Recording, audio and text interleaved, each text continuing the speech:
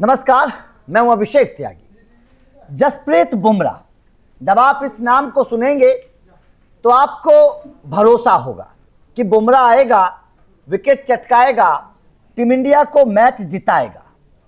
लेकिन यह भरोसा इस वक्त दिखता हुआ नजर आ रहा है, भरोसा टूटता हुआ नजर आ रहा है, क्योंकि जसप्रीत बुमराह के एक ऐसे आंकड़े सामने आए हैं जिन आंकड़ों के बाद अब यह कहा जा रहा है कि जसप्रीत बुमराह कहीं गुमराह तो नहीं हो गए हैं, जसप्रीत बुमराह भटक तो नहीं गए हैं।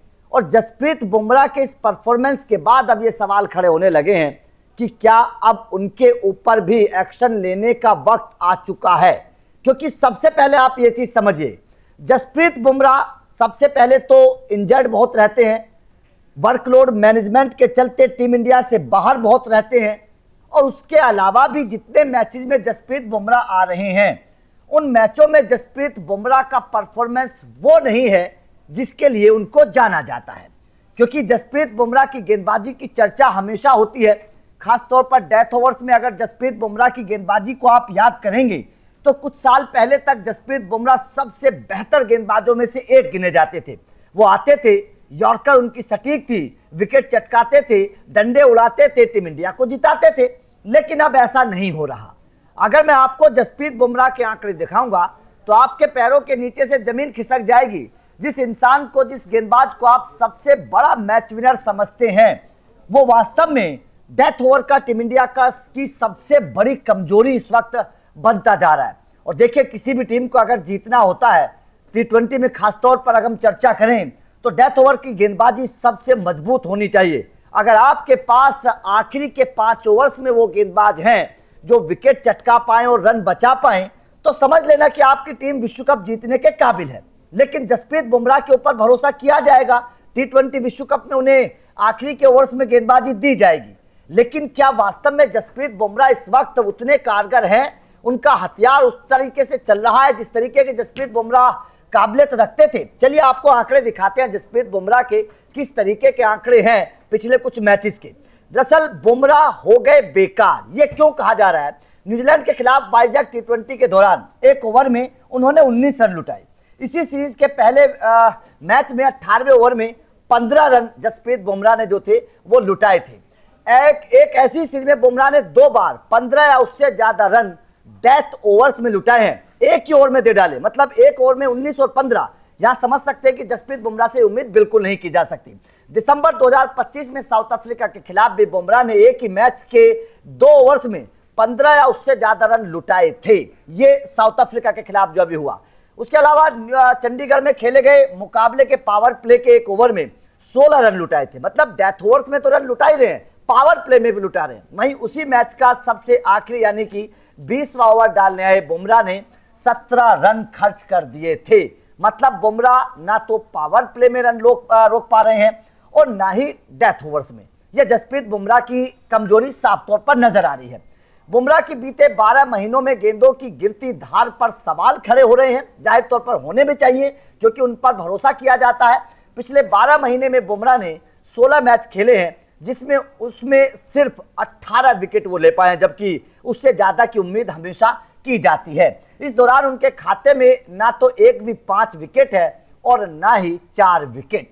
उनका बेस्ट प्रदर्शन एक मैच में 17 रन देकर 3 विकेट लेने का है।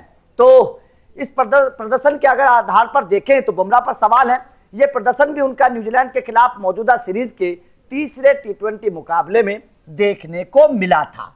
तो जसप्रीत बुमराह के ऊपर सवाल है। जाहिर तौर पर जिस तरीके से आंकड़े हमने आपको दिखाए, इससे पता चलता है कि जसप्रीत बुमराह जो भरोसे का दूसरा नाम था टीम इंडिया का, वो भरोसा टूटता हुआ नजर आ रहा है।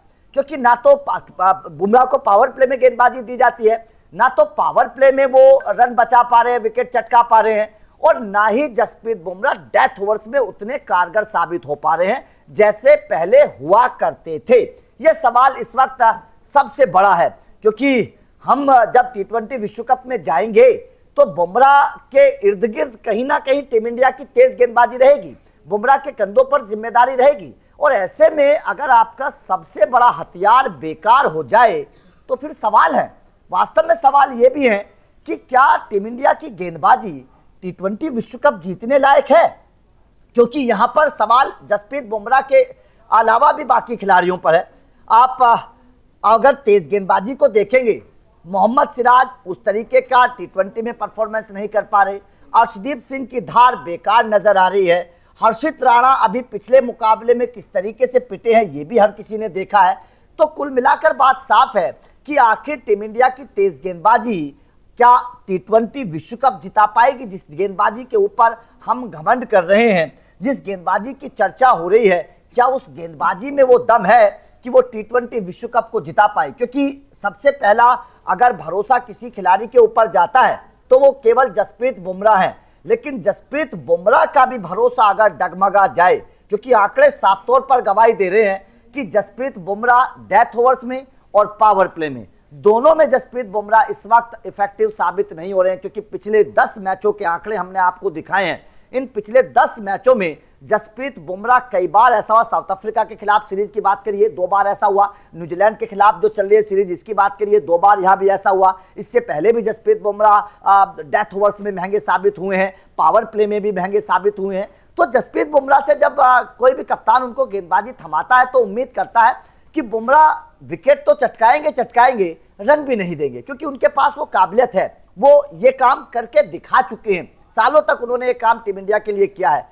लेकिन अब सवाल सबसे बड़ा यही है कि क्या जसप्रीत बुमराह इस तरीके की गेंदबाजी करके टीम इंडिया को विश्व कप जिता सकते हैं? यह सवाल इस वक्त है। और वास्तव में जसप्रीत बुमराह की इस गिरती हुई धार, क्योंकि हम गिरती हुई कहेंगे, उस तरीके का परफॉर्मेंस T20 में है नहीं, और वैसे भी ज्यादातर मुकाबलों में बाहर बैठते हैं, तो गिरती हुई धार के बाद क्या ये कहा जाए कि वास्तव में अब वो वक्त आ चुका है जब जसप्रीत बुमराह से आगे का टीम इंडिया को सोचना चाहिए? क्या कोई गेंदबाज जब ऐसा आएगा जो जसप्रीत बुमराह की तरह गेंदबाजी करके दिखाएगा?